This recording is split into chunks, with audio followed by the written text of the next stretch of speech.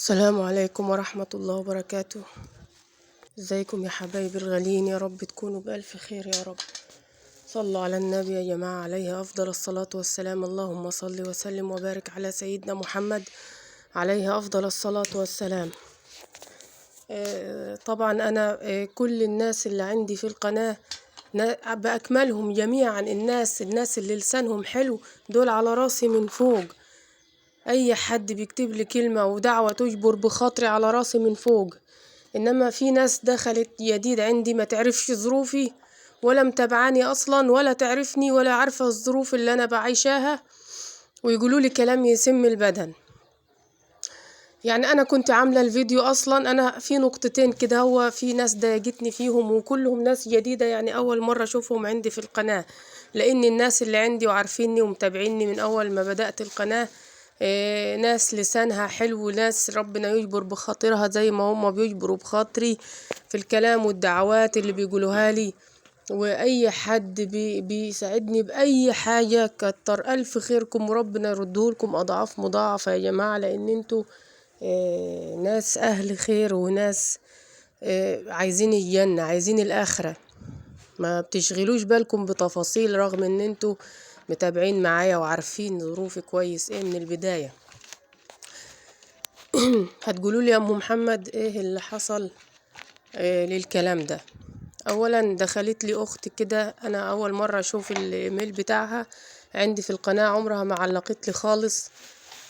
بتقول لي في حد، الاخت بتقول لي في حد يجوع عياله كده، طالما عيالك جعانين ومجوعاهم بالطريقة دي بيع التليفون وهاتلهم بيه اكل. طب انا هتكلم معاكي بالعقل كده، علشان انا والله ما فيا حيل حتى ان انا اناقش ويادل. فكرك يعني التليفون اللي معايا هيوكلهم قد ايه؟ اخره هيجيب له كام؟ التليفون اللي معايا مثلا لما بيعه ده هيغنيني، هيخليني اجيب بيه بيوت واعيشهم بيه طول العمر؟ اخره هيجيب لي كام؟ قولي مثلا هيجيب لي 500 جنيه، لان هو انا عارفه امكانيات الحاجه اللي معايا، يعني حاجه نفعاني بتكلم بيها. عيالي لا قدر الله في حاجه معاهم في المدارس، المدرسين او المدير بيتصلوا بيا عشان اروح لهم، انا اقعد من غير تليفون وما اعرفش ايه اللي دريان مع عيالي بره؟ عشان ايه؟ عشان كلمه ملهاش لازمه بتقولي لي بيع التليفون ووكليهم بيه. تليفوني هيجيب له كام؟ هوكلهم بيه كام مره؟ يعني فلوسه هتخليني عايشة طول عمري مش محتاجة حاجة، مش معوزاهم حاجة. هتجيب لي كام؟ 500 جنيه هوكلهم بيه 3 4 مرات، هيجيب لي أسبوع أكل، وبعد كده أعمل إيه؟ قوليلي كده بالله عليكم، ردوا عليا انتوا. دي كلمة تتقلي؟ يعني أنا كان بإيدي إن أنا أجيب لعيال الدنيا كلها، وأنا اللي مانعة وأنا اللي حايشة عنهم وأنا اللي مستخسرة عنهم؟ ده أنا بشيلها من بقي يا مؤمنة، يا أنا بشيلها من بقي، حرام عليكي والله العظيم. والله العظيم ابني بيبقى بيقول لي على حاجة وأنا باكلها، أنا عايز واحدة تاني ولا عايز نفسي في واحدة تاني، بشيلها من بقي واديها له، بشيلها من بقي واديها له، وانت تقولي لي بيع التليفون؟ يعني انا كنت ايه الحاجة الوحيدة؟ طب قولوا لي ايه حد يقدر يقعد من غير تليفون؟ يعني انا دلوقتي كل هم العيال، انا عيالي ما معاهمش تليفونات، دي اول حاجة، لان طبعا ما ظروفي مش سامحة ولا عمرها، الله اعلم ايه اللي هيحصل. انا عيالي ما عندهمش حتى، ما فيش واحد فيهم الكبير ما معهوش تليفون بزراير حتى، والله العظيم ما معاه تليفون بزراير حتى بيمسكوا في ايده وهو رايح مدارسه ودروسه عشان اطمن عليه. دي اول حاجة. لكن انا التليفون ده هو وسيلة بتخليني اتابع، وبتخليني انا لو في حاجة زي اللي كان حاصل مع عيالي قبل كده في المدارس، لما بنتي تعبت ورجعت واتصلوا بيها عشان اروح اخدها. طب لما انا ابيع التليفون، لو في حاجة مع عيالي هيوصلوا لي ازاي؟ الناس هتوصل لي ازاي؟ حرام عليكي، حرام عليكي اللي انت بتقوليه لي ده. انت ما عارفاش ظروفي ولا عارفة ولا عايشة معايا عشان تقولي لي كلمة زي دي.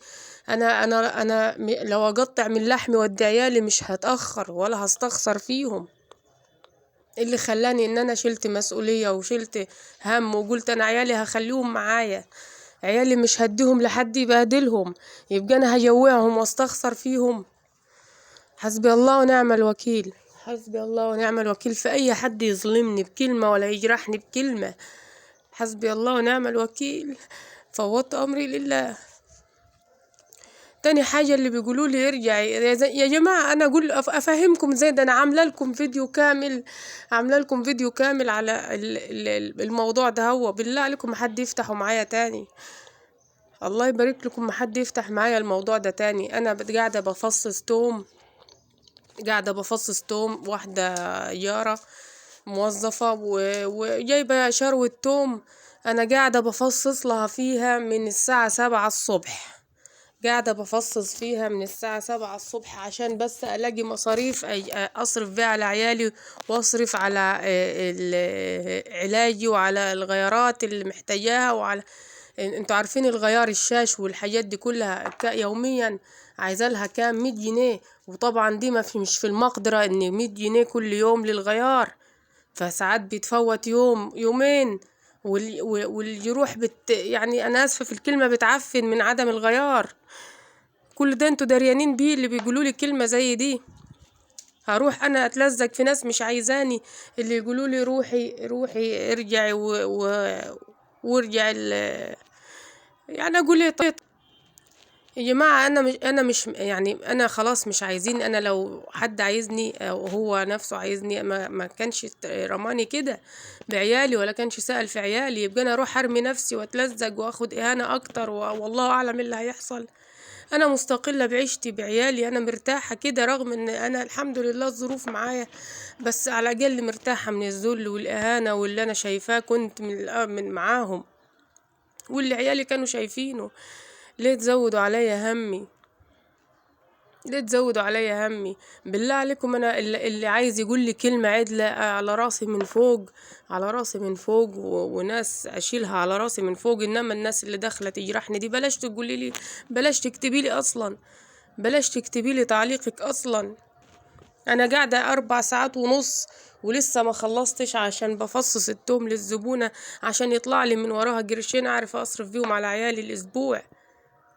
حد دريان بيا؟ انا رجلي، انا متخيلين انتوا 4 ساعات ونص افضل كافية ظهري زي قاعدة نفس القعدة دي تانية ظهري ورجلي مش واخدة وضعها، المفروض ان انا افردها، ورجلي مش واخدة وضعها عشان افصص التوم للست، عشان اخد لي حاجة اخر النهار اعرف اجيب بها حاجة لعيالي، اعرف اجيب لهم بها مصاريف اكل شرب سندوتشاتهم. انا في شهر رمضان بصراحة والله العظيم كنت مرتاحة من موضوع السندوتشات ده، هو ما كنتش شايلة همه. ورغم كده برضو ما كنتش بصحر عيالي. ما تخلونيش يا جماعة اتكلم في حاجات انا ما بحبش اتكلم فيها، خليني سترة نفسي وسترة عيالي من غير ما حد يعرف عني حاجة. انتوا تعرفوا عني ايه؟ انا في رمضان اهو كنا بناكله مرة واحدة في اليوم الفطار، ورغم كده برضو ما كنتش بصحرهم بسبب ان انا مش عايزة ازود مصاريف. جات المدارس طبعا ورجعوا التجديدات اللي مشددينها في المدارس ان لازم العيال تحضر مفيش غياب. طبعا همشيهم من غير فطار، همشيهم من غير ما يكونوا واكلين ولا معاهم حاجة ياكلوها. الحمل زاد عليا قوي، انا مش قادرة، مش عارفة اعمل ايه. بلاش تخلوني اطلع يعني، انا جوايا كبت، بلاش يتحول لانفجار وممكن اذي نفسي عشان اريح نفسي من اللي انا فيه ده. ما تضغطوش عليا اكتر من كده، انا فيها اللي مكفيني. لا حول ولا قوة إلا بالله العلي العظيم. أنا عشان مش بطلع ولا أحكي كل حاجة، كل حاجة الأخت اللي بتقول لي بيع التليفون دي انتي شفتي ظرفي عامل ازاي؟ انتي بتتكلمي من نفسك، انتي تقدري تقعدي من غير تليفون؟ سيبنا انا مش الرفاهيات دي. انا حتى الفيديوهات اللي المفروض القناة اشتغل عليها عشان تتفاعل ويدخل منها قرشين بقيت مهملة فيها بسبب ان انا ما معيش اشحن كل يوم كارت ب10 وانزل فيديو. يا ما عمال اقول لكم يا جماعة، انا بشحن كارت ب10 عشان انزل فيديوهات. انتوا لو تبصوا، بس لو تبصي انت في القناة بتاعتي وتشوفي فيديوهاتي، كل فيديو بينه وبين التاني كام يوم، هتعرفي ان انا الفلوس دي ما بتبقاش بالسهل معايا عشان اشحن على الفاضية والمليان. انا حتى البث المباشر ناس كتير منكم محترمة طلبت مني، وناس دخلت لي في القناة ما عرفهاش ده طلبت مني ان انا اعمل كل يوم بث مباشر عشان يبعتولي على السوبر شات، بس انا قناتي مش متفعلة وحتى لو متفاعلة انا ما عنديش الامكانية ان انا اعمل بث مباشر واقعد بالساعة والساعتين. فين الفلوس اللي هشحن بيها باقات تقعد معايا بالوقت ده كله؟ انا بشحن كارت، حتة كارت ب10 يا دوب يكفيني ال8 دقايق بتوع الفيديو وخلاص. وكل فين وفين يعني، ممكن كل اسبوع مرة اعمل فيديو. يا جماعة حرام عليكم، كفاية ما تضغطوش عليا اكتر من كده. انا تعبت والله العظيم، انا مش عارفة اعمل ايه مع الناس ده. انا مش عارفة اعمل مع الناس ده. ايه اللي مش حاسة بيها ولا حاسة بظروفي بيتكلموا بالعدل وخلاص. فوضت امري لله يا رب، فوضت امري لله يا رب. قاعدة مكفية ولدي الصغير لما لقيني عمال اشتكي من ظهري ومن رجلي وانا بعمل التوم للست، راح قال لي يا ماما انا اساعدك. طيب اعمل معاكي؟ طب هو يعني بيقول كلمة يعني، هو هيساعدني؟ هيعمل لي واحدة اتنين؟ انا كل ده بعمل عشان خاطر مين؟